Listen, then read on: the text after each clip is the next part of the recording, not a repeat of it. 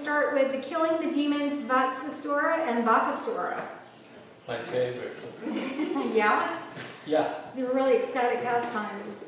So when the twin Arjuna trees fell to the ground, making a sound like the falling of thunderbolts, all the inhabitants of Gokula, including Nanda Maharaj, immediately came to the spot. They were very much astonished to see how the two great trees had suddenly fallen. Because they could find no reason for their falling down, they were puzzled. When they saw child Krishna bound up to the wooden mortar by the ropes of Yasoda, they began to think it must have been caused by some demon. Otherwise, how was it possible? At the same time, they were very much perturbed because such uncommon incidences were always happening to the child Krishna. While the elderly cowherd men were thus contemplating, the small children who were playing there informed the men that the trees fell due to Krishna's pulling the wooden mortar with the ropes to which he was bound. Krishna came in between the two trees, they explained, and the wooden mortar was topsy-turvy and stuck in between the trees. Krishna began to pull the rope, and the trees fell down. When the trees fell down, two very dazzling men came out of the trees, and they began to talk to Krishna. Most of the cowherd men did not believe the statement of the children. They could not believe that such things were at all possible. Some of them, however, believed them and told Nanda Maharaj, "Your child is different from all other children. He just might have done it." Nanda Maharaj began to smile, hearing about the extraordinary abilities of his son. He came forward and untied the knot just to free his wonderful child. After being freed by Nanda Maharaj, Krishna was taken onto the lap of the elderly gopis. They took him away to the courtyard of the house and began to clap, praising his wonderful activities. Krishna began to clap along with them, just like an ordinary child. The Supreme Lord Krishna, being completely controlled by the gopis, began to sing and dance, just like a puppet in their hands. Sometimes Mother Yasoda used to ask Krishna to bring her a wooden plank for sitting. Although the wooden plank was too heavy to be carried by a child, still, somehow or other, Krishna would bring it to his mother. Sometimes, while worshiping Narayan, his father would ask him to bring his wooden slippers, and Krishna, with great difficulty, would put the slippers on his head and bring them to his father. When he was asked to lift some heavy article and was unable to lift it, he would simply move his arms. In this way, daily, at every moment, he was the reservoir of all pleasures to his parents. The Lord was exhibiting such childish activities before the inhabitants of Vrindavan because he wanted to show the great philosophers and sages searching after the absolute truth, how the Supreme Absolute Truth Personality of Godhead is controlled by and subject to the desires of his pure devotees. One day, a fruit vendor came before the house of Nanda Maharaj. Upon hearing the vendor call, "If anyone wants fruits, please come and take them from me," child Krishna immediately took some grains in his palm and went to get fruits in exchange. In those days, exchange was by barter. Therefore, Krishna might have seen his parents exchange fruits and other things by bartering grains, and so he imitated. But his palms were very small, and he was not very careful to hold them tight, so he was dropping the grains. The vendor who came to sell fruits saw this and was very much captivated by the beauty of the Lord. So he immediately accepted whatever few grains were left in his palm and filled his hands with fruits. In this meantime, the vendor saw that his whole basket of fruit had become filled with jewels. The Lord is the bestower of all benediction. If someone gives something to the Lord, he is not the loser. He is the gainer by 1,000,000 times. One day, Lord Krishna, the liberator of the twin Arjuna trees, was playing with Balaram and the other children on the bank of the Yamuna. And because he was already late in the morning, Rohini, the mother of Balaram, went to call them back home. But Balaram and Krishna were so engrossed in playing with their friends that they did not wish to come back. They just engaged themselves in playing more and more. When Rohini was unable to take them back home, she went home and sent Mother Yasoda to call them again. Mother Yasoda was so affectionate towards her son that as soon as she came out to call him back home, her breast filled up with milk. She loudly cried, "My dear child, Please come back home. Your time for lunch is already past." She then said, "My dear Krishna, oh my dear lotus-eyed child, please come and suck my breast. You have played enough. You must be very hungry, my dear little child. You must be tired from playing for so long."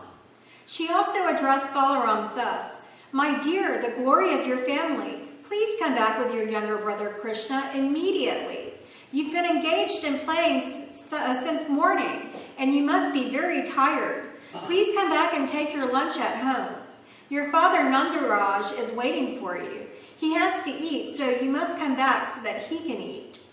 Well, as soon as Krishna and Balaram heard that Nanda Maharaj was waiting for them and could not take his food in their absence, they started to return. Their other playmates complained, "Krishna is leaving us just at the point when our playing is at the summit. Next time we shall not allow him to leave." His playmates then threatened not to allow him to play with them again. Krishna became afraid, and instead of going back home, he went back again to play with the boys. At that time, Mother Yasoda scolded the children and told Krishna, "My dear Krishna, do you think that you are a street boy? You have no home.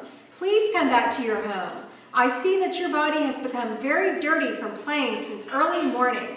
Now come home and take your bath. Besides, today is your birthday ceremony. Therefore, you should come back home and give cows in charity to the brahmanas. Don't you see how your playmates are decorated with ornaments by their mothers? You should also be cleansed and decorated with nice dress and ornaments. Please, therefore, come back, take your bath, dress yourself nicely, and then again you may go on playing." In this way, Mother Yasoda called back Lord Krishna and Balaram, who were worshipable by great demigods like Lord Brahma and Lord Shiva. She was thinking of them as her children. When Mother Yasoda's children, Krishna and Balaram, came home, she bathed them very nicely and dressed them with ornaments. She then called for the brahmanas, and through her children she gave many cows in charity for the occasion of Krishna's birthday. And this way she performed the birthday ceremony of Krishna at home. After this incident, all the elderly members of the cowherd men assembled together, and Nanda Maharaj presided.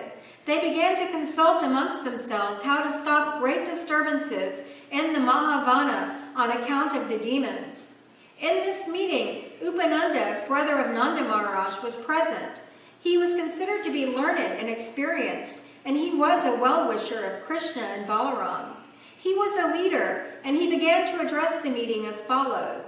"My dear friends, now we should leave here for another place because we are continually finding that great demons are coming here to disturb the peaceful situation, and they are especially attempting to kill the small children. Just consider Putana and Krishna. It was simply by the grace of Lord Hari that Krishna was saved from the hands of such a great demon. Next, the whirlwind demon took Krishna away in the sky, but by the grace of Lord Hari he was saved, and the demon fell down on a stone slab and died. Very recently, this child was playing between two trees, and the trees fell down violently, and yet there was no injury to the child. So Lord Hari saved him again. Just imagine the calamity if this child or any other child playing with him were crushed by the falling trees. Considering all these incidences, we must conclude that this place is no longer safe. Let us leave. We have all been saved from different calamities by the grace of Lord Hari. Now we should be cautious and leave this place and reside somewhere where we can live peacefully. I think that we should all go to the forest known as Vrindavan, where just now there are newly grown plants and herbs. It is very suitable for pasturing ground for our cows, and we and our families, the gopis with their children, can very peacefully live there. Near Vrindavan there is Govardhan Hill, which is very beautiful, and there is newly grown grass and fodder for the animals, so there will be no difficulty in living there. I therefore suggest that we start immediately for that beautiful place, as there is no need to waste any more time. Let us prepare all our carts immediately, and if you like, let us go, keeping all the cows in front." On hearing the statement of Upananda, all the cowherd men immediately Let us immediately go there." Everyone then loaded all their household furniture and utensils on the carts and prepared to go to Vrindavan. All the old men of the village, the children and women were arranged on seats, and the cowherd men equipped themselves with bows and arrows to follow the carts. All the cows and bulls, along with their calves, were placed in the front, and the men surrounded the flocks with their bows and arrows and began to blow on their horns and bugles. In this way, with tumultuous sound, they started for Vrindavan. And who can describe the damsels of Raja? They were all seated on the carts and were very beautifully dressed with ornaments and costly saris. They began to chant the pastimes of child Krishna as usual. Mother Yasoda and Mother Rohini were seated on a separate cart, and Krishna and Balaram were seated on their laps. While Mother Rohini and Yasoda were riding on the cart, they talked to Krishna and Balaram, and feeling the pleasure of such talks, they looked very, very beautiful. In this way, after reaching Vrindavan, where everyone lives eternally, very peacefully and happily, they encircled Vrindavan and kept the carts all together. After seeing the beautiful appearance of Govardhan on the bank of the river Yamuna, they began to construct their places of residence. While those of the same age were walking together and children were talking with their parents, the inhabitants of Vrindavan felt very happy. At this time, Krishna and Balaram were given charge of the calves. The first responsibility of the cowherd boys was to take care of the little calves. The boys are trained in this from the very beginning of their childhood. So along with other little cowherd boys, Krishna and Balaram went into the pasturing ground and took charge of the calves and played with their playmates. While taking charge of the calves, sometimes the two brothers played on their flutes, and sometimes they played with amalaki fruits and buel fruits, just like small children play with balls. Sometimes they danced and made tinkling sounds with their ankle bells. Sometimes they made themselves into bulls and cows by covering themselves with blankets. Thus Krishna and Balaram played. The two brothers also used to imitate the sounds of bulls and cows and play at bullfighting. Sometimes they used to imitate the sounds of various animals and birds. In this way, they enjoyed their childhood pastimes, apparently like ordinary mundane children. Once when Krishna and Balaram were playing on the bank of the Yamuna, a demon of the name Vatasura assumed the shape of a calf and came there intending to kill the brothers.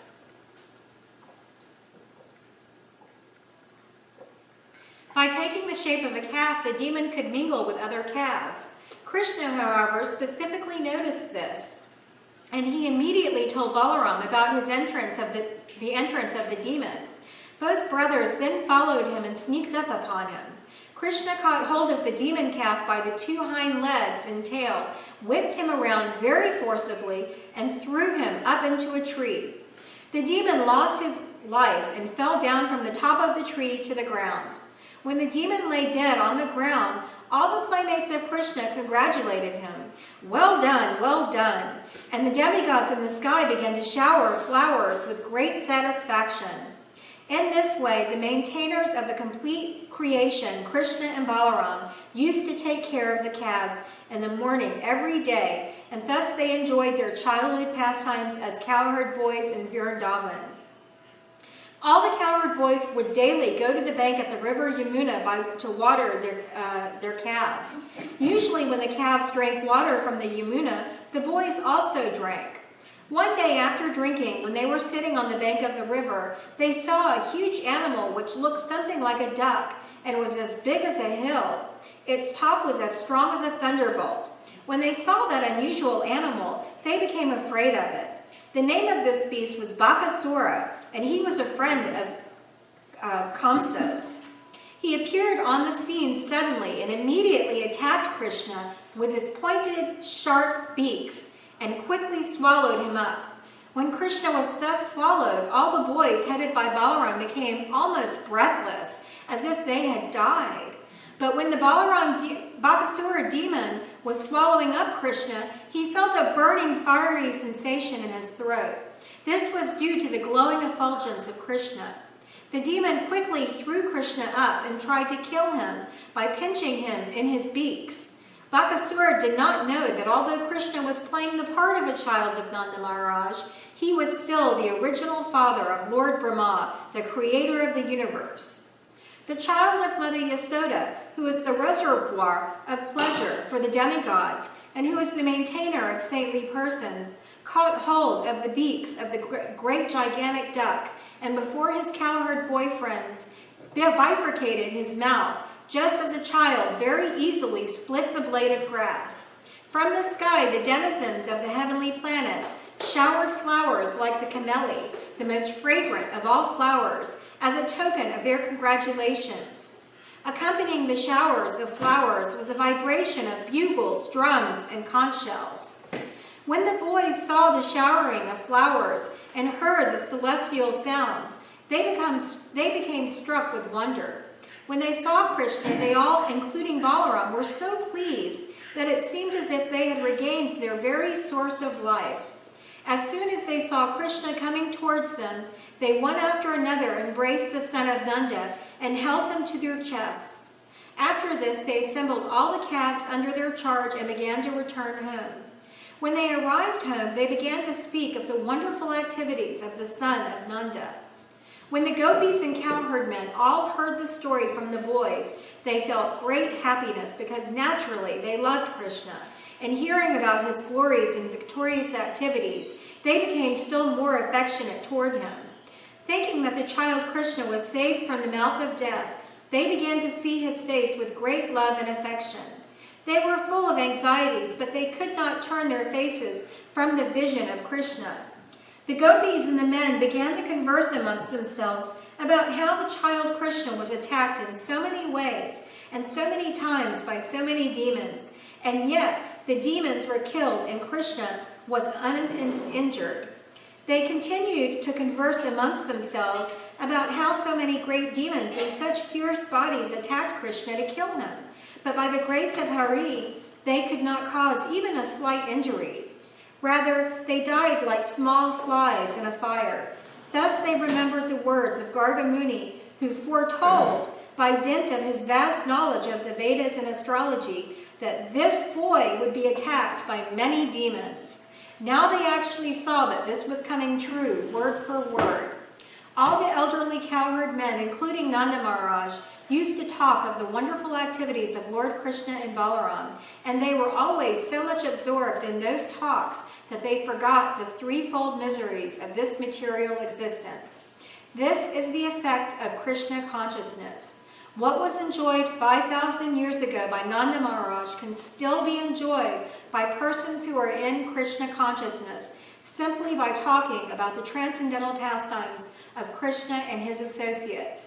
Thus, both Balaram and Krishna enjoyed their childhood pastimes, imitating the monkeys of Lord Ramachandra, who constructed the bridge over the ocean, and Hanuman, who jumped over the water to Siliyan, and they turned to imitate such pastimes among their friends, and so happily passed their childhood life.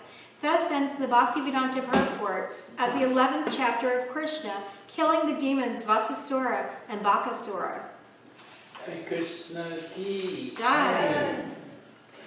So there was that really far out point that Srila Prabhupada made. The Lord is the bestower of all benediction.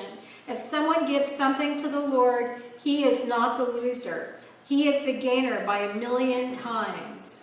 That's really outstanding. It's amazing. You guys want me to read another one? Or are we done? It's 8 o'clock. Usually goes till 8:30. Till 8:30, so read some more? Okay, what about the killing of the Aghasura demon? Oh, that's Yay! Okay, so once the Lord desired to go early in the morning with all his cowherd boyfriends to the forest, where they were to assemble together and take lunch. As soon as he got up from bed, he blew a buffalo horn and called all his friends together. Keeping the calves before them, they started for the forest. In this way, Lord Krishna assembled thousands of his boyfriends. They were each equipped with a stick, flute, and horn, as well as lunch bag, and each of them was taking care of thousands of calves. All the boys appeared very jolly and happy in that excursion. Each and every one of them was attentive for his personal calves. The boys were fully decorated with various kinds of golden ornaments, and out of sporting propensities, they began to pick up flowers, leaves, twigs, peacock feathers, and red clay from different places in the forest, and they began to dress themselves in different ways. While passing through the forest, one boy stole another boy's lunch package and passed it to a third. And when the boy whose lunch package was stolen came to know of it, he tried to take it back, but one threw it to another boy, and this sport of playing went on amongst the boys as childhood pastimes. When Lord Krishna went ahead to a distant place in order to see some specific scenery, the boys behind him tried to run to catch up and be the first to touch him.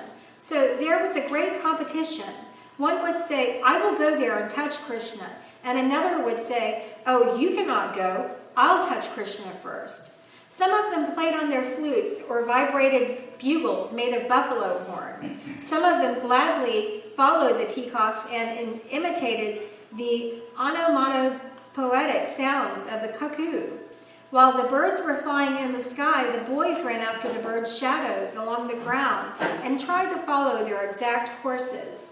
Some of them went to the monkeys and silently sat down by them, and some of them imitated the dancing of the peacocks. Some of them caught the tails of the monkeys and played with them, and when the monkeys jumped in a tree, the boys also followed. When a monkey showed its face and teeth, a boy imitated and showed his teeth to the monkeys. Some of the boys played with the frogs on the bank of the Yamuna, and when, out of fear, the frogs jumped in the water, the boys immediately dove in after them, and they would come out of the water when they saw their own shadows and stand imitating, making caricatures and laughing. They would also go to an empty well and make loud sounds, and when the echo came back, they would call it names and laugh. As stated personally by the Supreme Personality of Godhead in the Bhagavad Gita, he is realized proportionately by transcendentalists as Brahman, Paramatma, and the Supreme Personality of Godhead. Here, in confirmation of the same statement, Lord Krishna, who awards the impersonalist Brahman realization by his bodily effulgence, also gives pleasure to the devotees as the Supreme Personality of Godhead. Those who are under the spell of external energy, Maya, take him only as a beautiful child. Yet he gave full transcendental pleasure to the cowherd boys who played with him. Only after accumulating heaps of pious activities, those boys were promoted to personally associate with the Supreme Personality of Godhead. Who can estimate the transcendental fortune of the residents of Vrindavan? They were personally visualizing the Supreme Personality of Godhead face to face. He whom many yogis cannot find, even after undergoing severe austerities, although he is sitting within the heart. This is also confirmed in the Brahma Samhita. One may search for Krishna, the Supreme Personality of Godhead, through the pages of the Vedas and Upanishads, but if one is fortunate enough to associate with a devotee, he can see the Supreme Personality of Godhead face to face. After accumulating pious activities in many, many previous lives, the cowherd boys were seeing Krishna face to face and playing with him as friends. They could not understand that Krishna is the Supreme Personality of Godhead, but they played as intimate friends with intense love for him. When Lord Krishna was enjoying the childhood pastimes with his boyfriends, one Aghasura demon became very impatient. He was unable to see Krishna playing, so he appeared before the boys intending to kill them all. This Aghasura was so dangerous that even the denizens of heaven were afraid of him. Although the denizens of heaven drank nectar daily to prolong their lives, they were afraid of the Aghasura and were wondering, when will the demon be killed? The denizens used to drink nectar to become immortal, but actually they were not confident of their immortality. On the other hand, the boys who were playing with Krishna had no fear of the demons. They were free of fear. Any material arrangement for protecting oneself from death is always unsure. But if one is in Krishna consciousness, then immortality is confidently assured. The demon Aghasura appeared before Krishna and his friends. Aghasura happened to be the younger brother of Putana and Bakasura, and he thought, Krishna has killed my brother and sister. Now I shall kill him along with all his friends and calves. Aghasura was instigated by Kamsa, so he had come with determination. Aghasura also began to think that when he would offer grains and water in memory of his brother and kill Krishna and all the cowherd boys, then automatically all the inhabitants of Vrindavan would die. Generally, for the householders, the children are the life and breath force. When all the children die, then naturally the parents also die on account of strong affection for them. Aghasura, thus deciding to kill all the inhabitants of Vrindavan, expounded himself by the yogic city called Mahima. The demons are generally expert in achieving almost all kinds of mystic powers. In the yoga system, by the perfection called Mahima city, one can expand himself as he desires. The demon Aghasura expanded himself up to 8 miles and assumed the shape of a very fat serpent. Having attained this wonderful body, he stretched his mouth open just like a mountain cave. Desiring to swallow all the boys at once, including Krishna and Balaram, he sat on the path. The demon in the shape of a big fat serpent expanded his lips from land to sky. His lower lip was touching the ground, and his upper lip was touching the clouds. His jaws appeared like a big mountain cave, without limitation, and his teeth appeared just like mountain summits. His tongue appeared to be a broad traffic way, and he was breathing just like a hurricane. The fire of his eyes was blazing. At first, the boys thought that the demon was a statue, but after examining it, they saw that it was more like a big serpent lying down in the road and widening his mouth. The boys began to talk amongst themselves. This figure appears to be a great animal, and he is sitting in such a posture just to swallow us all. Just see, is it not a big snake that has widened his mouth to eat all of us? One of them said, yes, what you say is true. This animal's upper lip appears to be just like the sunshine, and its lower lip is just like the reflection of red sunshine on the ground. Dear friends, just look to the right and left-hand side of the mouth of the animal. Its mouth appears to be like a big mountain cave, and its height cannot be estimated. The chin is also raised, just like a mountain summit. That long highway appears to be its tongue, and inside the mouth it is as dark as in a mountain cave. The hot wind that's blowing like a hurricane is his breathing, and the fishy bad smell coming out from his mouth is the smell of his intestines. Ooh, gross. Then they further consulted among themselves. If we all at one time entered into the mouth of this great serpent, how could it possibly swallow all of us? And even if it were to swallow all of us at once, it could not swallow Krishna. Krishna will immediately kill him, as he did Bakasura. Talking in this way, all the boys looked at the beautiful lotus-like face of Krishna, and they began to clap and smile. And so they marched forward and entered the mouth of the gigantic serpent. Meanwhile, Krishna, who is the super soul within everyone's heart, could understand that the big statuesque figure was a demon. While he was planning how to stop the destruction of his intimate friends, all the boys, along with their cows and calves, entered the mouth of the serpent, but Krishna did not enter. The demon was waiting Krishna's entrance, and he was thinking, everyone has entered except Krishna, who has killed my brothers and sisters. Krishna is the assurance of safety to everyone, but when he saw that his friends were already out of his hands and were lying within the belly of a great serpent, he became momentarily aggrieved. He was also struck with wonder how the external energy worked so wonderfully. He then began to consider how the demons should be killed and how he could save the boys and calves. Although there was no factual concern on Krishna's part, he was thinking like that. Finally, after some deliberation, he also entered the mouth of the demon. When Krishna entered, all the demigods who had gathered to see the fun and who were hiding within the clouds began to express their feelings with the words, alas, alas. At the same time, all the friends of Aghasura, especially Kamsa, who were all accustomed to eating flesh and blood, began to express their jubilation, understanding that Krishna had also entered the mouth of the demon. While the demon was trying to smash Krishna and his companions, Krishna heard the demigods crying, "Alas, alas!" And he immediately began to expand himself within the throat of the demon. Although he had a gigantic body, the demon choked by the expanding of Krishna. His big eyes moved violently, and he quickly suffocated. His life air could not come out from any source, and ultimately it burst out of a hole in the upper part of his skull. Thus his life air passed off.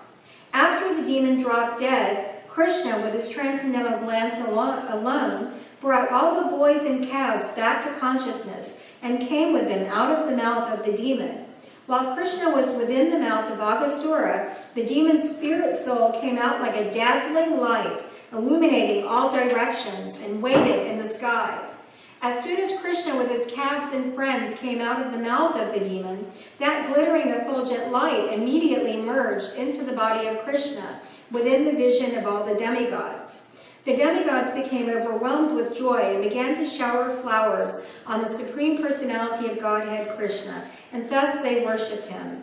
The denizens of heaven began to dance in jubilation, and the denizens in Gandharva Loka began to offer various kinds of prayers. Drummers began to beat drums in jubilation. The Brahmanas began to recite Vedic hymns, and all the devotees of the Lord began to chant the words, Jai, Jai, all glories to the Supreme Personality of Godhead. When Lord Balaram heard those auspicious vibrations, which sounded throughout the higher planetary system, he immediately came down to see what had happened. He saw that the demon was killed, and he was struck with wonder at the uncommon glorious pastimes of the personality of Godhead. The gigantic mouth of the demon remained in an open position for many days and gradually dried up. It remained a spot of pleasure pastimes for all the cowherd boys. The killing of Aghasura took place when Krishna and all his boyfriends were under 5 years old. Wow, that's amazing. Krishna was only 5 when he defeated all of these demons.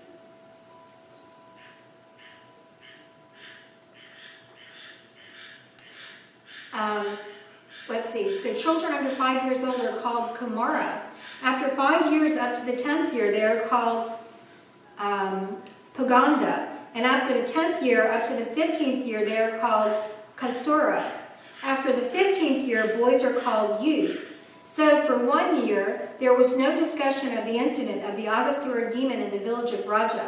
But when they attained their 6th year, they informed their parents of the incident with great wonder. The reason for this will be clear in the next chapter. For Sri Krishna, the Supreme Personality of Godhead, who is far greater than such demigods as Lord Brahma, it is not at all difficult to award one the opportunity of merging with his eternal body. This he awarded to Aghasura.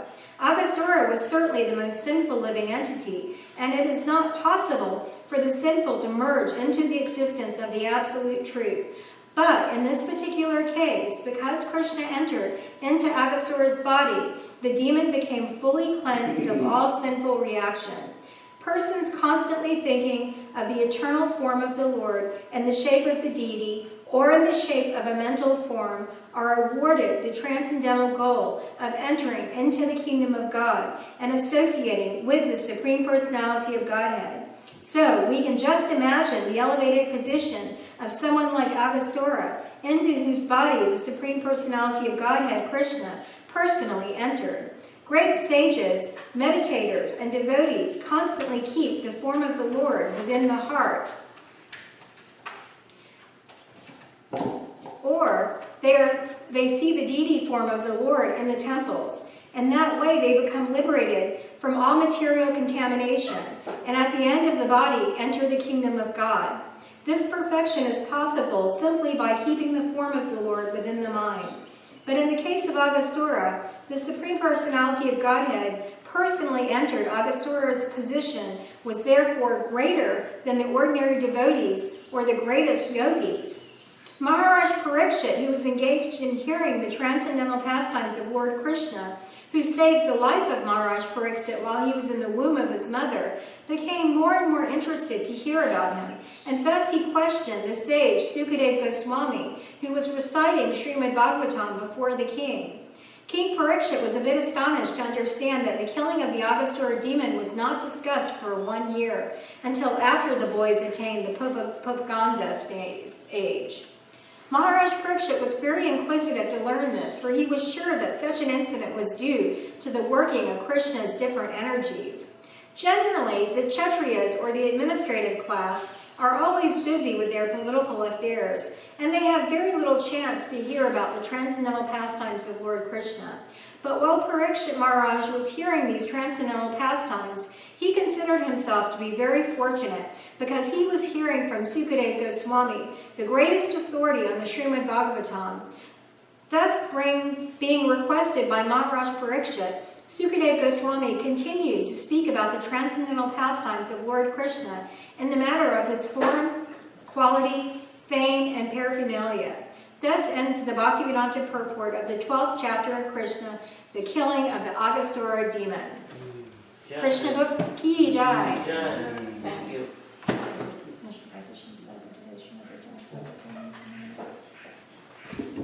Kuranga potato.